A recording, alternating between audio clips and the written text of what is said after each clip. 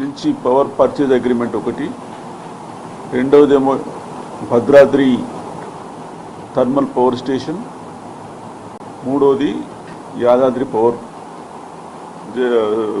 Thermal power station. ఈ మూడు కూడా టెండర్ ప్రక్రియ లేకుండా ఒక డైరెక్ట్ నెగోషియేషన్ ద్వారా ఇచ్చినాయి.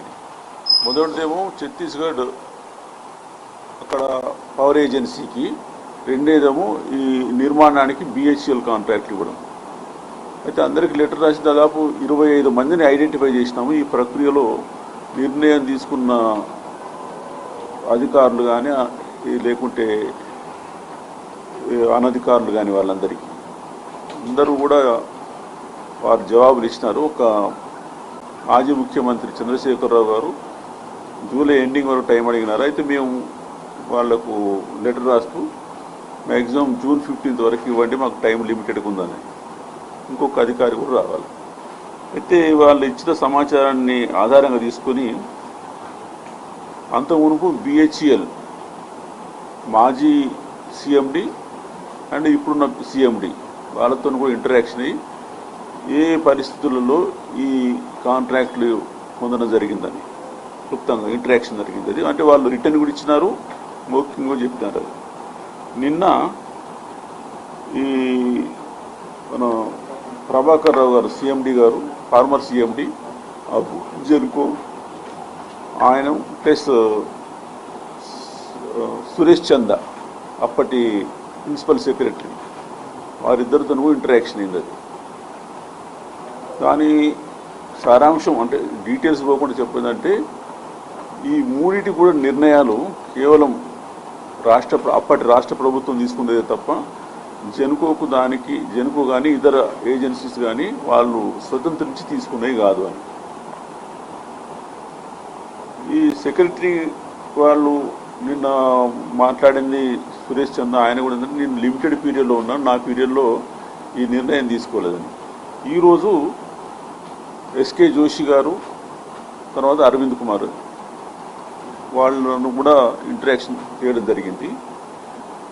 వాళ్ళు చెప్పడం కూడా SK జోషి గారు ముందు ఒక జియో ఇచ్చినారు. అది ఆ జియో ఏంటంటే పవర్ షార్టేజ్ ఉంది అప్పుడు తెలంగాణలో 2014లో. అందుకని ఈ ఒక 2000 మెగావాట్ల పవర్ సప్లై కొనుగోలు కోసం దక్షిణాది రాష్ట్రాల ఏజెన్సీలతోని నెగోషియేట్ చేయవచ్చని, ఆ 2 నెలల తర్వాత అది మార్చి దేశం ఎవరి దగ్గర నుంచి అయినా కానీ కొనుగోలు చేయొచ్చని కొంచెం మార్చడం జరిగింది. యూనిట్లు ఉండగానే ఛత్తీస్గఢ్తో MOU జరిగింది.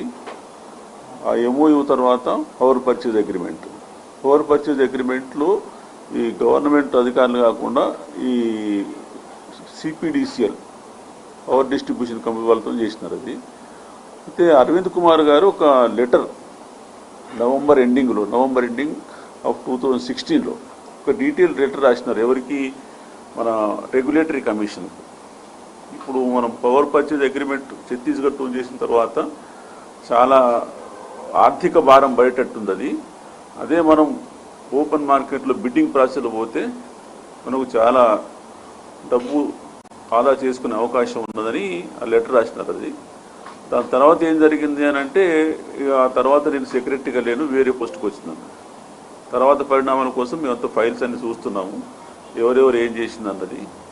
ERC నుంచి కూడా మనకు ఆర్డర్ చూస్తే ఈ ఇంత డీటెయిల్ లెటర్ అంటే 30/11/2016 లెటర్ను పరిగణనలో తీసుకొని ఏం చేసింది లేదు.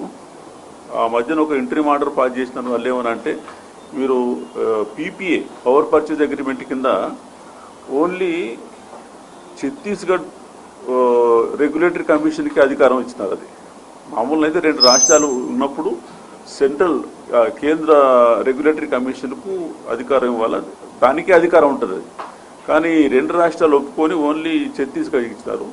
మన అరవింద్ కుమార్ గారు స్టేట్ ERCకి రాస్తే వాళ్ళు మీరు అక్కడనే చూసుకోండి, ఈయన లెటర్ మీద కాదు కానీ మొత్తం మీద అంతా మీరు ఏమన్నా ఉండగానే అక్కడ ఒక అడ్వైజ్ లెక్క ఛత్తీస్గఢ్ స్టేట్ దానికే పోండి. నెట్ రిజల్ట్ ఏంటంటే మనకు ఫైనాన్షియల్ ఇంప్లికేషన్ ఇంకా మేము పూర్తి డీటెయిల్ వర్కౌట్ చేయలేదు, కానీ వాళ్ళ ఇచ్చిన సమాచారం ప్రకారం కొన్ని చాలా హెవీ కాస్ట్ పే చేయాల్సి వచ్చింది దాని గురించి అని.